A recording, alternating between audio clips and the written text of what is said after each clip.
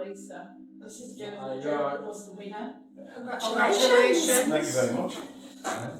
This is Josh, the organiser. Organiser, yeah, and then this is Leah, who's the stage manager for the show. She makes Nice sure to all the meet you stage both. happens and stuff. So Joseph won it on 7th February. Yeah, do busking, performing at aged care facilities mainly as well, trying to keep them entertained. So it keeps me busy and out of trouble most of the time. Fantastic. I'm Rachel, I'm Chief Executive. I've been here since 2009, not in that role, in various different roles. I shall say. My colleague. I'm Lisa Akiriu, I'm Head of EET and Community Services. I've been here since 2003. I'm Marianne. I do like employability, education, training, coaching, but then I also do communications and marketing, so like social media, websites, stuff like that. So what is it Rush House does for people?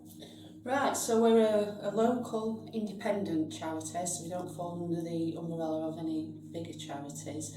Originally set up way back in the early 80s to provide shelter and safe accommodation to young people who were homeless.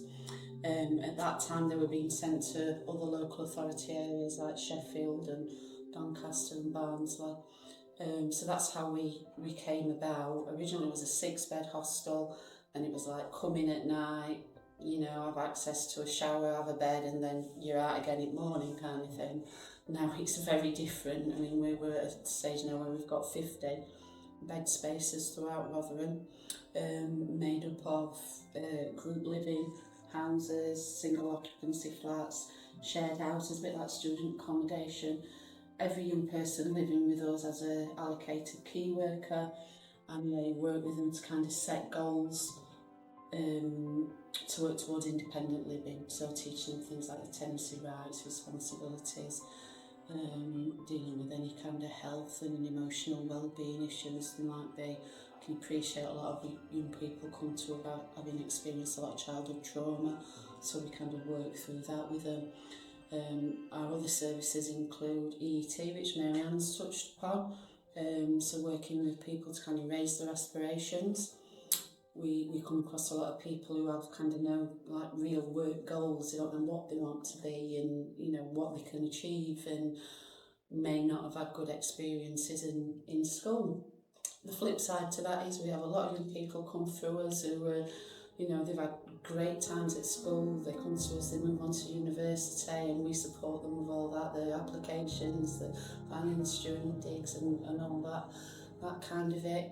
And then we have our community services, which I'll let Lisa talk to you about because she manages them all. Yeah, so alongside the EET support, we deliver a peer connect service, so that's working with young people in Rotherham 16 to 24 who are struggling to maintain education or employment because of low level anxiety or depression. So that's a bit of a one-to-one service. Engaging them, building the confidence and self-esteem, and then passing them on into activities and services where they can continue that sort of personal development. We're then part of a national lottery funded project called Smiles for Miles as part of the Rotherham Children, Young People and Families Consortium, and that provides a wide range of support services to children and young people. That we provide personal development groups to young people, delivering AQA units. So that's about, again, developing confidence and self-esteem, establishing your skills. We do a lot around mental health and resilience, but they can achieve certificates for doing so. Which, like Rachel said, for young people that have come to us with no formal qualifications, it's that first stepping stone. And then we've got our community outreach project currently running, where we're out in Rotherham Town Centre 3 afternoons a week. And we're really there just to back up sort of PCSOs, local police, our MBC teams, support people that are perhaps hovering around town, getting themselves in bother, and just being a source of support really and guidance. So other teams do the enforcement stuff, move them on where they shouldn't be, and we go in and sort of offer the support and try and dig a bit deeper as to why they're hovering around the town centre and try and make Rotherham Town Centre feel a little bit safer. An example of that would be in January we supported 45 individuals in Rotherham Town Centre who with a variety of issues, including homelessness. Some we help fill forms in. They've got a form and they don't know what to do, and they're just walking around with it in the pocket. We have people come to us who haven't eaten, so they're experiencing food poverty, so we help set them up with food parcels and things like that. And then there's some like medical emergencies, what we always happen to be, I don't know if we're in the right place or the wrong place, but something seems to happen and we're kind of getting medical services involved, so that's a bit of a mixed bag for us. So we work with anyone over the age of 16, we a variety of needs really in the different projects that we have. We also have an online training programme called Place of Your Own, which we're going to be doing a big launch for in the near future. And as it says, it's online training, but it's teaching people the kind of skills they need when they're going to be moving into their own tenancy for the first time. So that could be anyone, they don't have to have been homeless, it could be someone who really got a lot of parental support and think, I want to move on and I'm going to rent this flat, but what do I need to do? And it's quite unique in that it's been designed by people who we've worked with over the years who've told us what they need to know. Because there's lots of programmes out there, but they're designed by people who've never really experienced it. A great deal of knowledge, but not really experienced it. So what mattered to them when they got their tenancy? What did they need to know? So they've informed what we've created. It's available in 20 different languages. And last year we had close to 600 people in Rotherham complete that. What we hope to do is kind of take it a bit further afield over this next 12 months, so that people get to benefit from that training, and it helps local authorities to think into reducing homelessness or people being evicted and that kind of thing. And that's free to anyone in Rotherham, and anyone can refer into that. It's absolutely fantastic. There's a lot in there. There is. I think a lot of people come and think it's just like the hostel next door. But yeah, there's a lot more to what we do. And now we've got Mary Ann, we're hoping to be sharing a lot more information through social media about what we do and ideas we have, and try and get feedback from people, and use social media can be a great way of doing things like that, can't it? So that's what we're hoping to do, raise our profile a little bit. So we are one of the longest running charities in Rotherham. So that's what we're working on in the next 12 months. Somebody got married recently, didn't they? Me and Michelle went up, somebody that used to live here and that was supported with our employment education and training, and we just went up to watch them get married, which was really nice.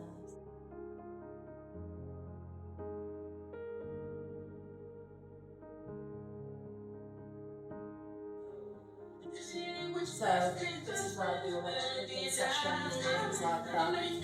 Just generally hang out, have breakfast each morning. People free. So we've got a dining table and also I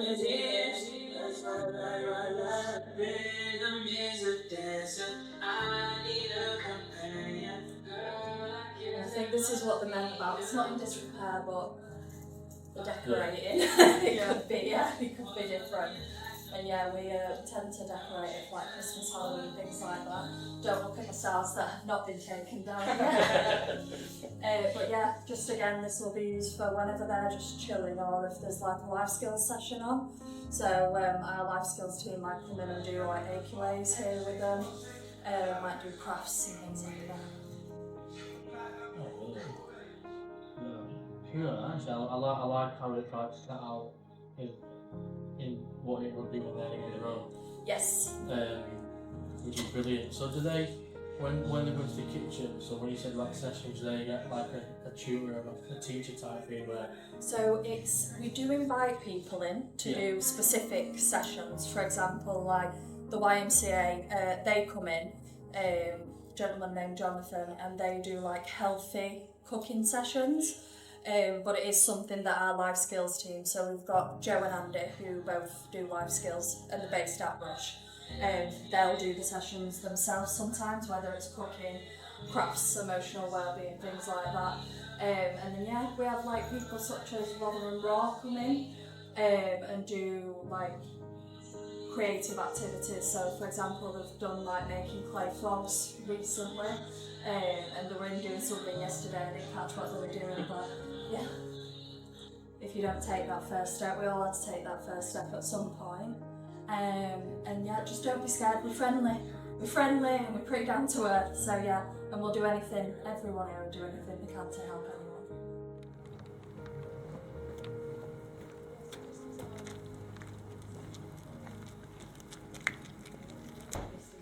This is the living area where they'll come and play PlayStation. That's lovely.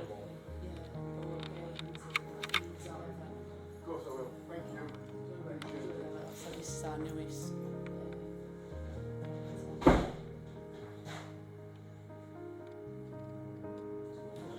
Staff are obviously based in there. Steve there, is it? They all ran off. It's in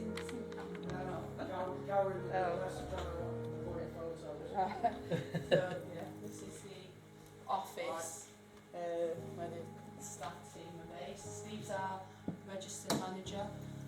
Right. A lot of our accommodation is registered under Ofsted, so we fall under all their inspections as well.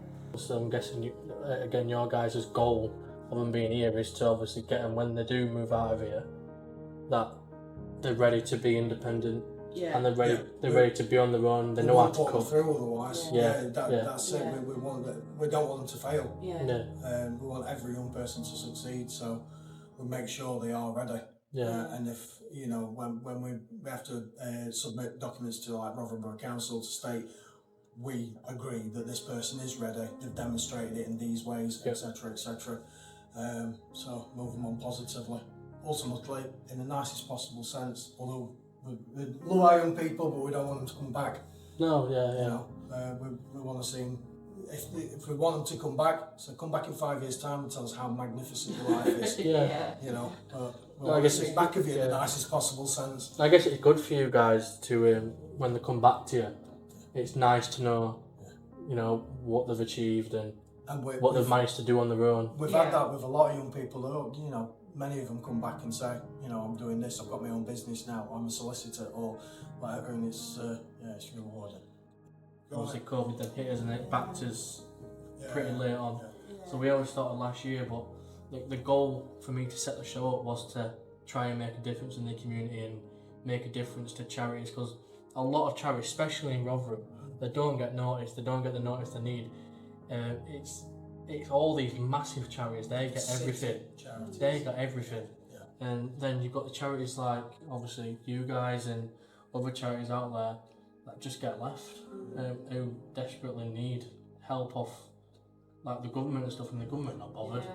And that's why my goal was to put an organisation together where we'd raise money. It's like last year we raised money for a food bank. I forgot what it was called. It was Social Supermarket. That was it. Yeah, we raised money for them because they were struggling. They were literally running out of food. So we thought, right, we'll come and save them. And we went to Tesco and we got. We came out with like 4 trolleys full to the absolute brim. And the video for that is actually still on YouTube.